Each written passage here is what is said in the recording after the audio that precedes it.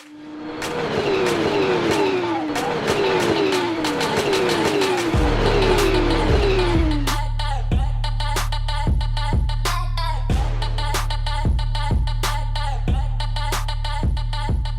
and welcome back to the F2 show and welcome to round one review. I'm Fraser Ford and returning to the show to review all of the action from the weekend. We have Inside F2 writers Luke John Buckle and Jenny Craig. And for the first time, we have with us Inside F2 editor, LA. Great to have you with us all, guys. On the show today, we'll be dissecting all of the drama from the chaotic opening weekend of the Formula 2 Championship.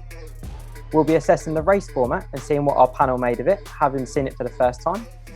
And finally, we'll be getting the panel to answer all of your questions from the weekend. So much to delve into, 3 unbelievably entertaining races to kick off the season. But Luke, obviously, great to have you back with us. How good is it to see Formula 2 back on our screens? Yeah, it was brilliant. I loved it. So much good action over the weekend, and we got 3 races for the price of 2. So hopefully we'll get more of that throughout the remainder of the season. Yeah, can't wait to have a chat about it with you guys this evening. And Jenny, how much did you enjoy the opening weekend of the season? It was great, wasn't it? We had 3 races and all 3 of them, it just didn't stop. It was just so good. There was so much action as well. Yeah, you're right. There's so much action. And LA, great to have you with us on the show. We know Formula 2 can be crazy, but was that even crazier than we expected? It just absolutely delivered, didn't it? I mean, Formula 2 is Formula 2. It's always crazy. There are always safety cars, did not disappoint whatsoever. And that last season with all those rookies, did we really think we could have a repeat of that this season? Not sure about that, but by golly, did we? Yeah, I know. I mean, where do we even start? There's so much to talk about. Let's start with championship leader Guan Yu Zhou finally winning a feature race. The weekend obviously started well, a great qualifying lap. He drove a brilliant race to win the feature race, and perhaps more importantly, was quite consistent throughout the weekend. Obviously, got on the podium as well in sprint race 2. How would you assess his weekend, Jenny? He surprised me, to be honest. He was always there, like you said, and as well, he did that at the start last year. He started really well in Austria, but then he had that mechanical problem. So I think he's good at starting the season well, but I'm a bit concerned that he'll sort of tail off like he did last year. But he did really, really well this weekend. Yeah, it was a solid weekend, wasn't it? What a battle in sprint race 2, the last lap, the 3 Alpine Academy drivers, obviously Guan Yu Zhou, Christian Lundgaard, and of course our eventual race winner, Oscar Piastri. Edge of your seat stuff, right? Yeah, absolutely. I remember putting the emoji that's like that one across my social media because it was just so nail biting. And for them all to keep it on track the way they did was unbelievable. And that goes to show the amount of skill these drivers have. And for Piastri to win out in that triple battle was absolutely, just tremendous racing. And, so much nail biting as well, right at the very end. It's exactly what we tune in for. It really is, isn't it? It really is. And we're going to talk about Oscar Piastri in a little bit. But out of those 3 Alpine Academy drivers, who do you think is going to come out on top this season in the championship? I think it's Piastri. I think, we watched him last season in Formula 3 and, saw the battles that he was involved in there. And even if it's a close season this season, when a driver can just overcome all the other drivers to win a championship, he knows exactly how to go ahead and do that. Yeah, absolutely. And Christian Lundgaard, obviously he had his second place reinstated in sprint race 2. He was initially penalised for serving his penalty under safety car conditions in the pit lane. Has he got a little bit lucky there? Obviously, other drivers travelling around the track behind the safety car at that reduced pace. Has he got away with one a little bit there, Luke? I'd say so. I'd say he was certainly very lucky with the timing of the safety car and the fact that there was a safety car at all to begin with. And he certainly saved himself a lot of time by doing the 10-second penalty in the safety car period rather than at the end. But I guess it's just a quirk of the rules in Formula 2 and he took advantage of it and he ended up P2 instead of P9. But should that be allowed? Should he be allowed to serve that penalty in the pits under the safety car, or should it be either left until later on in the race, or potentially applied after the race is finished? I think it should be applied after the race. It's not really a penalty if it gets served under the safety car, but maybe that will be changed in the coming years. I guess we'll find out later. But he took advantage of the rules and he maximised his opportunity. Yeah, no, I couldn't agree more there. It is a dubious one. That's the reason that they're in Formula 2. You aren't allowed into the pits under the virtual safety car, for example, because you do gain an advantage, isn't it? So it's a dubious one, but I'm sure he will take it, as you said. And a brilliant start to the season for Liam Lawson, obviously winning Sprint Race 1 on his debut for High Tech. He had a great battle with Jehan Jaruvla. But managed to hold him off and take the win. He was then taken out in Sprint Race 2 under, I suppose, unfortunate circumstances. But again, he was competing for the podium positions, and then he finished off the weekend with a podium in the feature race. How can he be happy with his first weekend in Formula 2, Jenny? You should be really happy with that. The fact that he had the chance to get 3 podiums in his first weekend was incredible. And as well with the rumours of Gasly leaving AlphaTauri at the end of the season, him and Daruvula and Vips, all 3 of them did really, really well this weekend. They all should be putting up, making a stake for that seat. And I think all 3 of them are doing that. Yeah, it's a really good point you make that there might be a seat in Formula 1 up for grabs out of those 3 drivers. So, that's going to be a really interesting battle all season long, isn't it? And Oscar Piastri, obviously, his first win in Formula 2 in the second sprint race, his second rookie to win a sprint race of the weekend. And then, he had a great battle with Robert Schwartzman, his teammate in Sprint Race 1, where arguably he probably was a little bit quicker than him. He couldn't overtake him, but, he looked super, super quick. And then obviously in the feature race, he had that coming together with Dan Ticktum, but again, he was competing for the win. Luke, are you surprised at how quickly he's kind of got up to speed with the championship? Not really. I always thought he'd be pretty quick in Formula 2. He's done pretty well in Formula 3 and Formula 1 in the past couple of years, winning both those championships. And I always thought that with Prima behind him, one of the best teams in Formula 2, he'd always do pretty well. And he's got a good teammate with Robert Schwartzman, a good benchmark to measure himself against, and he did very well in the Sprint Race 2, getting the victory and the battle on the last lap. But very unfortunate for him in the feature race, having that coming together with Ticktum. But I'm sure heading into Monaco and the rounds after that, he'll do pretty well, and maybe could be a contender for the championship. Yeah, and that's the kind of question I was going to come on to you, LA. Is he, obviously, he grew more and more into the weekend, got better and better as the weekend went on, which obviously bodes well for the season ahead. Is he a dark horse for the championship? Could we be looking at Oscar Piastri, the next Formula 3, then Formula 2 winner back to back? Absolutely. I don't see why not, because he developed and grew within the Formula 3 Prima team, and he's slotted straight in already. You're right, he's got a fantastic teammate in Robert Schwartzman. Robert was unfortunate himself this weekend as well, for those circumstances. But I think Piastri, why not? Why can he not just come straight in and win a maiden Formula 2 season, like people before him, like George Russell, and even way back to Lewis Hamilton? It's got to happen again, hasn't it? Charles Leclerc in 2017, George Russell in 2018. Could it be Oscar Piastri in 2021? We'll wait and see. So we've obviously spoken about Dan Ticktum a little bit there. What a crazy weekend he had. Obviously involved in the collision with Richard Verschoor in Sprint Race 1. He finished down in 8th. He then had contact with Robert Schwartzman in the first corner of Sprint Race 2 before a podium in the feature race on Sunday. He comes away from the weekend 5th in the standings, actually. Jenny, he was your pick for the championship in the preview. He seemed happy in his interviews. He was really unhappy with the one with Verschoor. He said that on his Instagram, but I think the one with Schwartzman was really clumsy. I don't know why he wasn't expecting someone there, to be honest. But I think if he can iron out some of those mistakes, I don't think the one in the feature race was his fault. I think that was more 50-50. But I think if he can iron out those mistakes, I do think he can win it.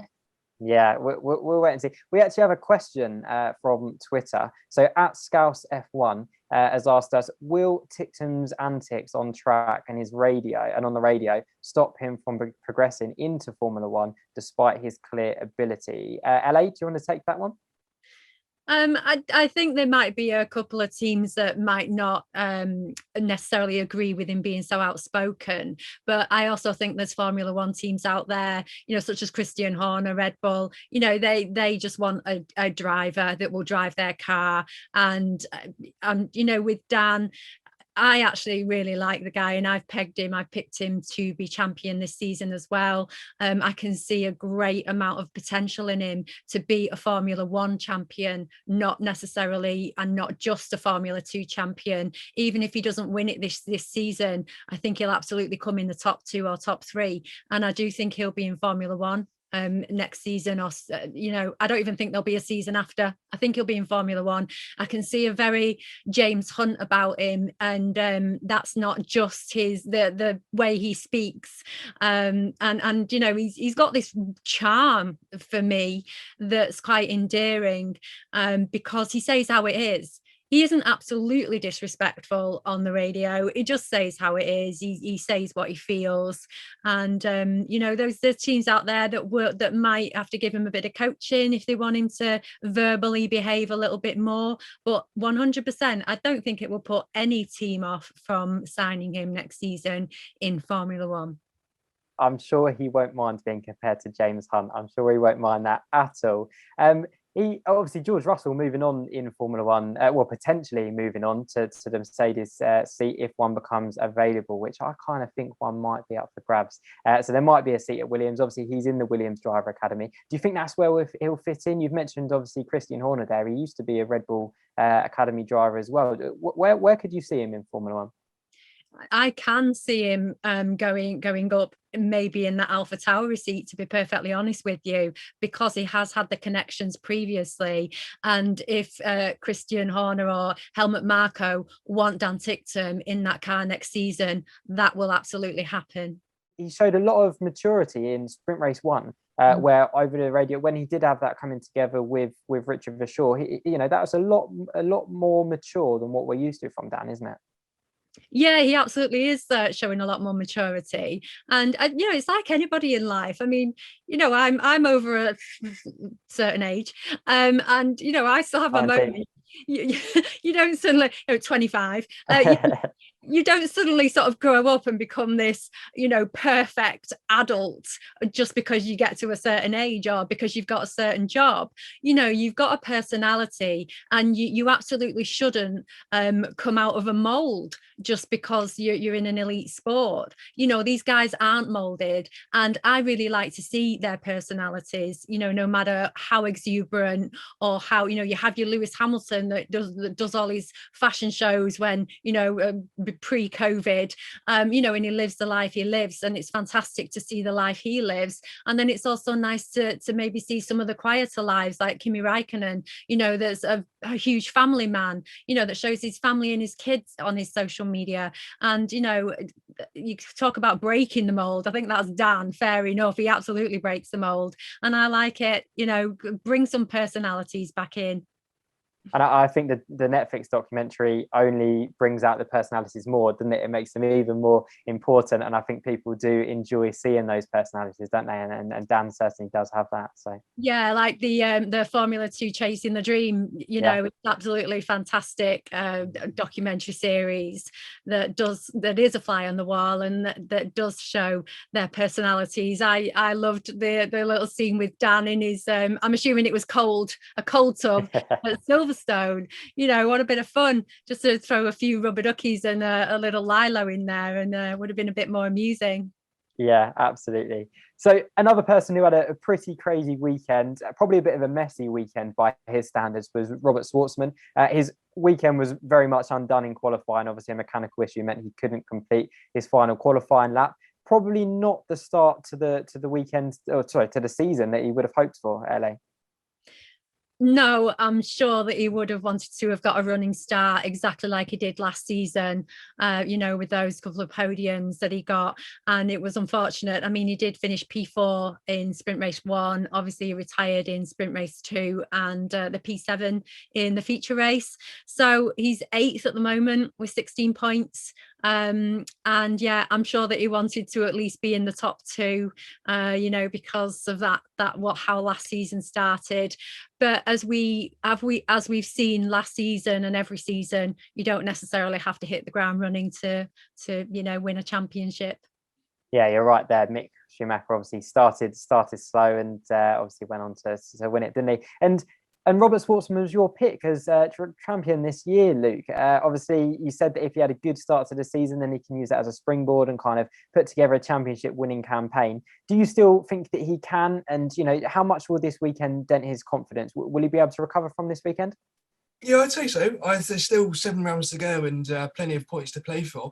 But this weekend, if it could go wrong, it did go wrong for Robert Schwartzman, with the mess in qualifying and the drama in the races with Roy Nissany in the feature race. But he's certainly quick.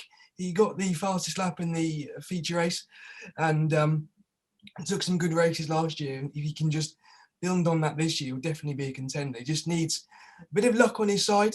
And he's certainly got a good team in Prima behind him. So, yeah, a bit of luck on his side and he'll be a contender this year, I'm sure. You're not changing your mind then? You're sticking with him? No, yeah, I'll stick with him. I think we'll do it. We'll see how that develops as we go on. And Jenny, a strong weekend for Jehan Derouvler as well. Obviously, third in the championship now. How did you assess his weekend? He started off really well. I think last year he was a bit disappointing. He didn't start off too well. It was only till the end of the season that he started picking up big points, but he's done it every race this weekend. So I think he's in a really good spot for the championship. Yeah, it could be another dark horse, absolutely. And fellow Red Bull driver Yuri Vips obviously showed he had a lot of raw pace this weekend, but I think he had a difficult weekend, didn't he? Obviously qualified P5 initially, thrown to the back of the grid, worked his way up to P10 in sprint race 1. Obviously that meant he was on reverse grid pole for sprint race 2. And he looks like a contender until his engine unfortunately cut out.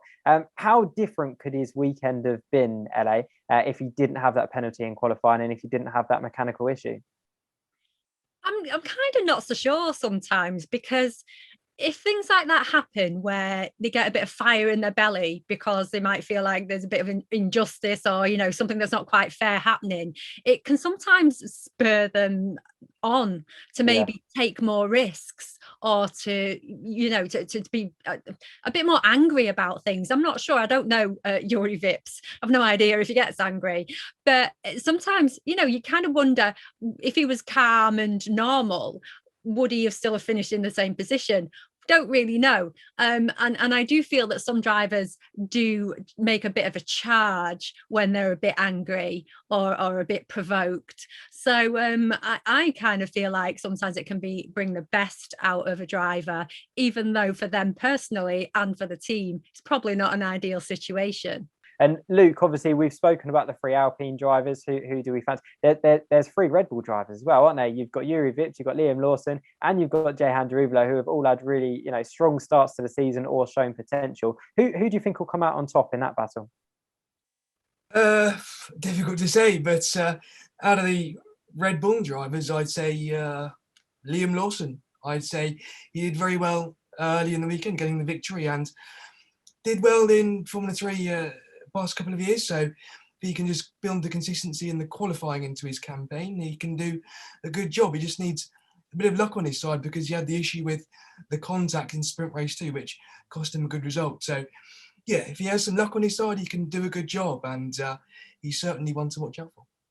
Battles and stories all the way up the field. That's what we love to see, and that's why we love Formula 2. And Richard Verschoor, what a weekend he had. The guy didn't even have a drive last week, he came in qualified P5, the highest qualifying rookie. Unlucky to be obviously knocked out of sprint race 1 in a collision, but then a storming drive back through the field from the back of the grid up to P5 in sprint race 2, and then 4th place in the feature race after leading for quite a while. Jenny, how do you think he did this weekend? Were you surprised at how quickly, bearing in mind he didn't know he was going to be driving it, were you surprised at how quickly he got up to speed? I wasn't surprised because he's always been really quick, but I think it's just really disappointing that he's not technically signed for the whole season. But I think he did way more than enough this weekend. If they do need convincing, yeah, absolutely. As you say, he's only signed up for 1 round. Are we in a situation where he might actually not be taking part in the next round? Could you see that happening, or do you think that after that performance they've got to stick with him? I hope they do.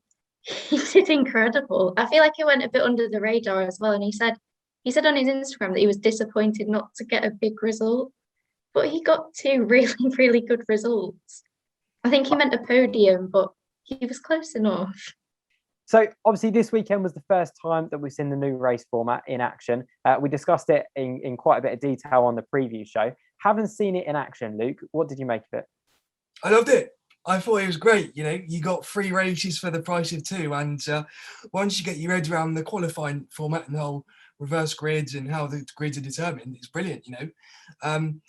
The double header of sprint race action on Saturday is brilliant. I'm sure tracks like Monaco, that'll be a bit crazy, but Monza as well, that'll be good fun. So, and the feature race, I think that's pretty good as well, to have the main Formula 2 race on the Sunday before the Formula 1 Grand Prix. So I think it's really good. It's better than the old format of practice qualifying and 2 races. So yeah, it's really good fun. I liked it. A question that I've been dying to ask: is it going to be possible for a driver to do the triple this season, to win, to win the feature race, but also to win sprint race 1 and also to win sprint race 2? Is that going to be possible? It would involve obviously someone coming from 10th on the grid and to winning twice, but is it possible?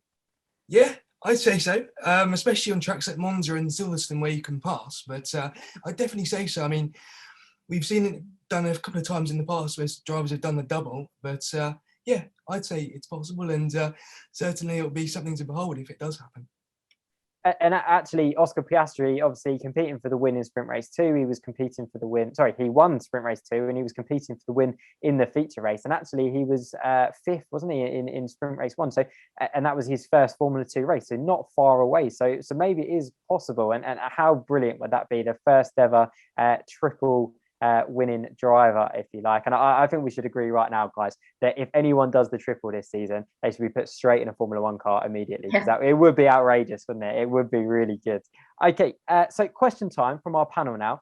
As we mentioned in our preview show, we want to give you guys the opportunity to ask any questions that you may have throughout the race weekend. So as always, if you do have any questions, please get in touch with us. So question number 1 is from 1906 Luisa on Twitter. Asked, what difficulties do you think that Nannini may face due to being in both Formula 2 and Formula 3? So far, he's obviously shown good pace. He actually got a point in the feature race. But do you think that once the Formula 3 season starts, he'll have a hard time? LA, should we come to you for that one?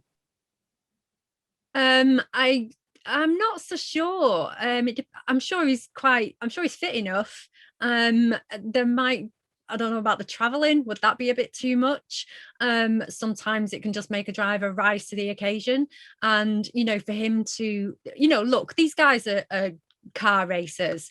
And I think half of them, yeah, they want to lift the trophies, but they don't necessarily care about points or this or this or this. They want to win a race. And if you put them in a race, every day they'd probably rise to that occasion. So for any driver to have an opportunity to be in 2 separate series and to be able to race against some of the best, don't forget, you know, I know it's not Formula 1, but some of these guys are the best drivers in the world, and he's competing against some of the best drivers in the world, and absolutely he can do it. Why not?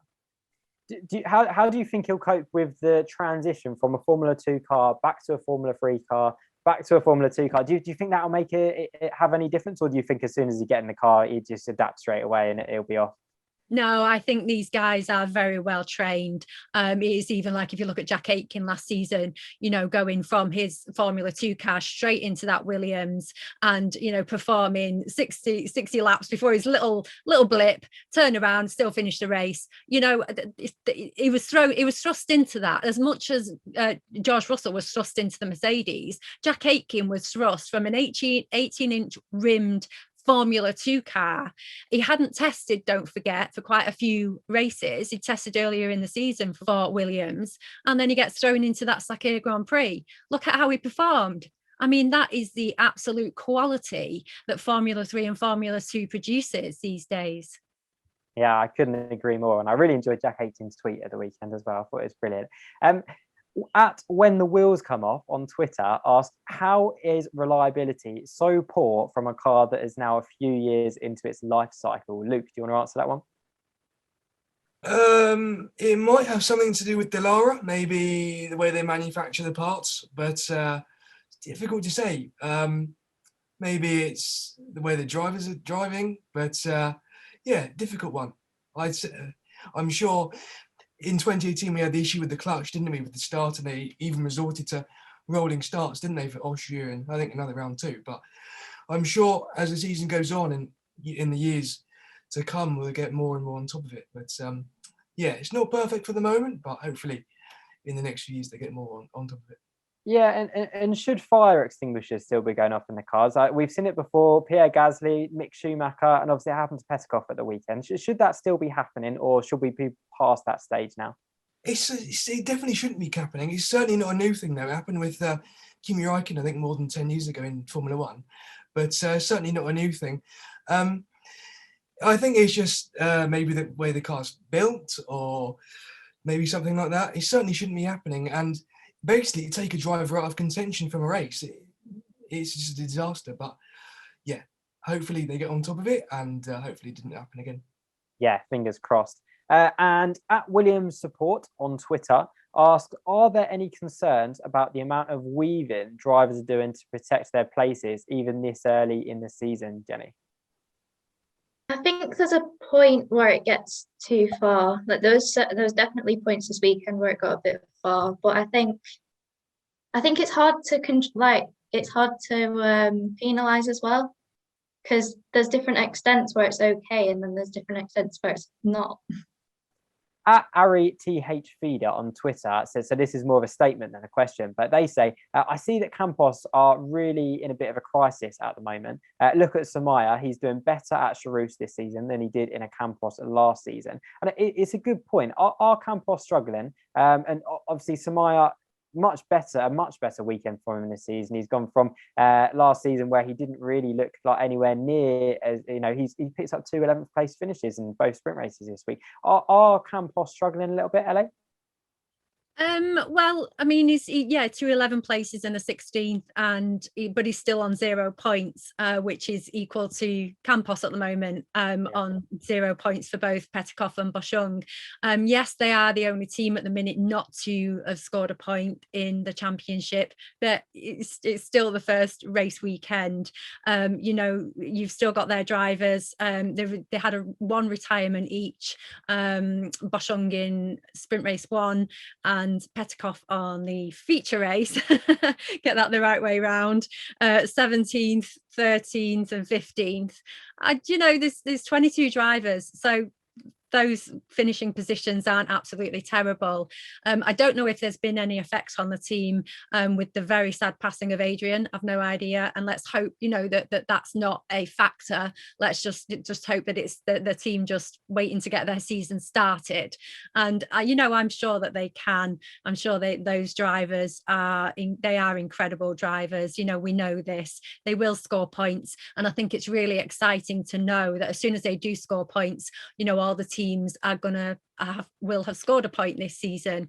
And I hope I don't divert too much. I just want to kind of make one little comment that it's great that Sato has got one point already for Trident this season. So that's on the board, and it can only get better from there. And I think that's the benefit of the new format, being that there are 3 races, there are more opportunity to score points, and you know, I suppose a bit more, you know, the chaotic races that we had this weekend, it does allow people like Sato to score a point, or for Campos to get in the points more regularly. So yeah, we'll see how that develops this season. So guys, a quick word on our Formula 2 graduates in Formula 1 this weekend, and how they'll fare this season, I suppose. So by the way, did anyone else jump out of their seat when Yuki Tsunoda went second in Q1? How good was that? That was brilliant, wasn't it? But Jenny, how do you think that Yuki Tsunoda will do this season? He's already done really, really well. And the AlphaTauri actually looks quite good as well. So he's in a good car. He's definitely in the best of all 3 of the rookies. But I'm not surprised because of how well he's done in F3 and then in F2. So I think we know. And then now the F1 paddock know as well that he's just very, very quick. I loved how he was bouncing around from interview to interview. He looked so happy, didn't he? And I think everyone has warmed to him really, really quickly. LA, your assessment of Mick Schumacher's first weekend in Formula 1? Yeah, I know I'm probably not supposed to hijack, but I just do want to talk about Yuki, because at one point over the weekend, he said, he came out and said he was just absolutely going to send it and floor it every single time. He's in a car that is developmentally different to a lot of the other cars on that grid, and he is doing what every Formula One champion and driver does, and that is to test the limits of that car. And that's exactly what he's doing. He's testing the limits of that AlphaTauri, knowing what he can do with it in extremes. So then when it comes to challenging, overtaking, defending, driving in the rain, driving in the desert again at the end of the season, he's going to know exactly what to do with those four wheels on the track. And I'm so sorry to have overtook that a little bit. I just had to get that out and say it. So with Mick Schumacher, yeah, I mean, we kind of knew already that Mick and, you know, both the drivers, Nikita at Haas, probably are going to have a quieter season than what we really hoped. And Mick, you know, he had a relatively quiet weekend. He was P18 in free practice 3. Try and say that quickly when you've got a list. And in the race, he finished P16. Now, yes, it was the last place because there were retirements, but he finished the race. And, you know, on his debut, if any graduate could have a little checklist of what they'd like to achieve on their very first Formula One Grand Prix, the top of the list would be finish the race. There you go. Sums it up very nicely. And yeah, I'm sure, as you say, proud of our champion. Absolutely. And Luke, we'll come to you. Obviously, tough weekend for Nikita Mazepin. Well, yeah, what did you make of that? Yeah, he struggled, didn't he? Bit all over off the track a lot in qualifying. He destroyed Sebastian Vettel's lap, didn't he? And Esteban Ocon too. But we know that the Haas is at the back of the grid. It's the 10th slowest car, and it's going to have little to no upgrades this year. But I think all he can do is beat Mick Schumacher. But what he did at the start of the race isn't going to help him. Let's see if he bounces back, and he could do a bit better in Imola and Algarve. Yeah, we'll wait and see. Looking forward to that race. So as we did in our preview show, we're going to finish today with some quick fire questions for our panel. So Luke, will come to you first, then Jenny will come to you, and then LA, we will come to you. So number one, who was your driver of the weekend, Luke? I'd say Guan Yu Zhou. I'd say he surprised me a bit. I didn't think he'd be as quick as he was, and he took a stunning pole position in qualifying, and to lead the championship after round one is pretty good for Zhou. So yeah, Guan Yu Zhou. Jenny? Piastri really, really impressed me. I was expecting Schwartzman to be the top driver, but he was just so quick. Yeah, he had a really, really strong weekend, didn't he? And LA? Yeah, I know it's quick fire, but I wanted to choose Piastri, but because you've chosen, then I kind of won't. Because I just thought that battle that he did with the other two, you know, two experienced drivers, and to come out on top. But anyway, I'm not going to say that. What I'm going to say is Liam Lawson, because he got 2 podiums. He got a first place and a third place. And also at a certain point in the race, he was quite way back. And even the commentators were shocked and surprised at how fast he was coming up through the field. And if he can come from way back of the field and you know, work his way up through all of those experienced drivers, through the new guys trying to prove their worth, then he's going to be quite a contender. You know, and talking about somebody winning the triple, somebody coming from maybe row 10 and winning a race, he's one of the guys that can do it, obviously. Yeah, I can't wait to see what he does for the rest of the season. He's a really exciting driver, and I'm excited to see what he can do. So question number 2, you've seen all the cars on track now. Who has the best livery, Luke? Oh, I do like the Prima. I do like that classic red and white, and yeah, it stands out, and the red and white always looks good. So yeah, Prima. Jenny? I quite like the Campos, and I like Djokovic's UNI as well. Okay, and LA? I really like the Dams. I've always liked it. The blue green. I really like it against the contrast with the dark. Liked it last season. Like it this season. Yeah, no, I'm surprised that no one said Dan Ticktum's Carlin livery. Obviously, a bit different to what Carlin have had in the past, but yeah, really like that one. I'm not answering the question. So, yes or no answer for this one. We had 12 different winners last season. Are we going to have more winners than that this season, Luke? Yes. Yes. Okay. Jenny? Yeah. Yeah. LA? No. No. Okay. Okay. We've gone something different there. Okay. So 2 voting yes and 1 person voting no. We will see. Before we go, let's have a look at the championship standings. It's Guan Yu Zhou who leads the way coming out of round 1. He'll be hoping this year that he can challenge for the title and that this year will be his year. There's obviously a host of drivers that are looking to do the same thing though. Jehan Deruvler in 3rd, Oscar Piastri, Dan Ticktum, Christian Lundgaard and Robert Schwartzman not too far away. And of course, we've got Red Bull Junior Liam Lawson, who's the highest scoring rookie in the championship after round 1. And moving down to the bottom half, Felipe Drugovich will be hoping for a better weekend to catapult him up the leaderboard. Yuri Vips will be hoping for the same. And Ralph Boschong and Alessio De Leda round up the table. Carlin topped the team standings after round 1, closely followed by UNI, Prema, High Tech and ART. We know how quickly things can change in the team standings. So all it takes is one good weekend for a team to catapult up the standings. So we'll keep an eye on that as we go through the season. But that's all we have time for today. Luke, Jenny, LA, thank you so much for your company and your expertise on today's race show. And thank you to you guys at home as well for joining us. If you want to get involved in the conversation, you can, of course, join our community on Discord. You can find the link to that on our website. If you have any questions, please get in touch with us via our social media channels. You can find the links to all of those by heading to our website and clicking on the icons in the heading, or you can also check out the description below. We'll be back for the Monaco preview show, but from me, Fraser Ford, and all of us here at Inside F2, we'll see you next time. And in the wise words of Oscar Piastri, oh my God. If you don't love F2, I think you do now. Holy